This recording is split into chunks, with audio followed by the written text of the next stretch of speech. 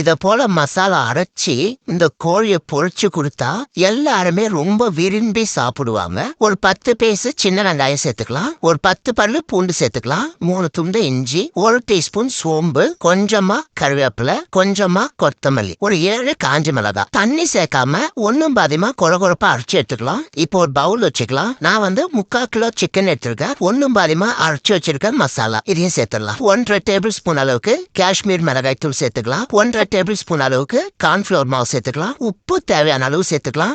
ஒரு முட்டை, ஒரு 3 சிட்டிக்கு அளவு மஞ்சத்தூள், 1/2 டீஸ்பூன் அளவுக்கு மிளகு தூள், 1/2 டீஸ்பூன் அளவுக்கு லெமன் ஜூஸ். இப்ப இதெல்லாம் சேர்த்து நல்லா மிக்ஸ் பண்ணிடுங்க. இந்த அளவுக்கு நல்லா கலந்துட்டு இப்போ ஒரு 1/2 மணி நேரம் அப்படியே விட்டுடுங்க. இந்த அளவுக்கு நல்லா ஊறி இருக்கணும். பேன்ல சிக்கன் பொரிக்கிற அளவுக்கு எண்ணெய் சேர்த்துக்குங்க. ஒரு பீஸ் எடுத்து சேர்த்துடலாம். எல்லா பக்கமும் நல்லா திருப்பி விடுங்க.